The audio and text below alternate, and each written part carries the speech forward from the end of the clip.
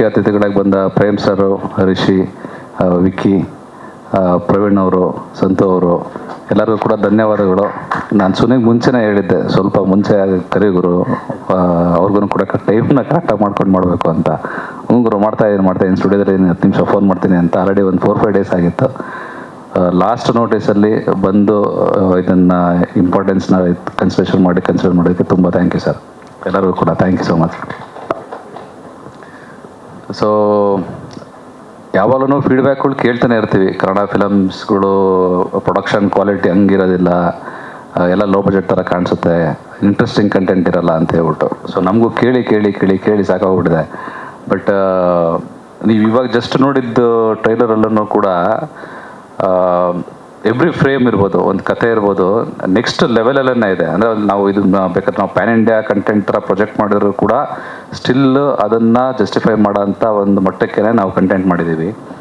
ಎಲ್ಲೋ ಒಂದು ಕಡೆ ಕನ್ನಡ ಆಡಿಯನ್ಸು, ಕನ್ನಡ ಫಿಲಮ್ಸ್ಗಳಿಗೂ ಕೂಡ ಕೈ ಹಿಡಿಬೇಕು ಅನ್ನೋದು ಎಲ್ಲೋ ಒಂದು ಕಡೆ ಒಂದು ರಿಕ್ವೆಸ್ಟ್. ಅದು ಪಾರ್ಟ್ 1 ಅಷ್ಟೇ. ಅವತಾರ ಪುರುಷ ನಾವು ಪ್ರೀಮಿಯರ್ ಶೋ ಮಾಡಿದಾಗ ಅಥವಾ ಥಿಯೇಟ್ರಿಗೆ ಬಂದು ನೋಡಿದವರೆಲ್ಲ ಎಕ್ಸ್ಟ್ರಾರ್ಡಿನರಿ ರಿವ್ಯೂಸ್ ಇತ್ತು. ಬಟ್ ಎಲ್ಲ ಒಂದು ಕಡೆ ನಾವು ಒಂದು ದೊಡ್ಡ ಮಟ್ಟದ ಎಕ್ಸ್ಪೆಕ್ಟೇಷನ್ ಇಟ್ಕೊಂಡಿದ್ವಿ.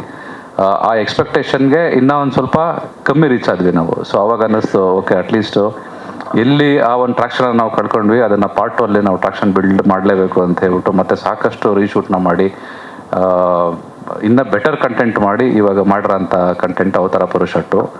ಮೇ ಬಿ ಟ್ರೈಲರ್ನ ನೋಡಿದ್ರೆ ಗೊತ್ತಾಗುತ್ತೆ ಫಿಲಮ್ ಎಷ್ಟರ ಮಟ್ಟಕ್ಕೆ ಕಂಟೆಂಟ್ ತುಂಬ ಪ್ರಾಮಿಸಿಂಗ್ ಆಗಿದೆ ಅಂತ ಹೇಳ್ಬಿಟ್ಟು. ಸಕಲ ಸಿದ್ಧತೆಗಳು ಮಾಡಿದ್ದೀವಿ ಏಪ್ರಿಲ್ 5th ರಿಲೀಸ್ಗೆ. ಸೊ ಮಾಧ್ಯಮ ಮಿತ್ರ ಮುಖಾಂತರ ರಿಕ್ವೆಸ್ಟ್ ಏನಂತ ಹೇಳಿದ್ರೆ, ಈ ಕಂಟೆಂಟ್ನ ಎಲ್ಲ ಪ್ರತಿಯೊಬ್ಬರಿಗೂ ತಲುಪಿಸೋ ರೀತಿಯಲ್ಲಿ ನಿಮ್ಮ ಸಹಕಾರ ಇರಲಿ.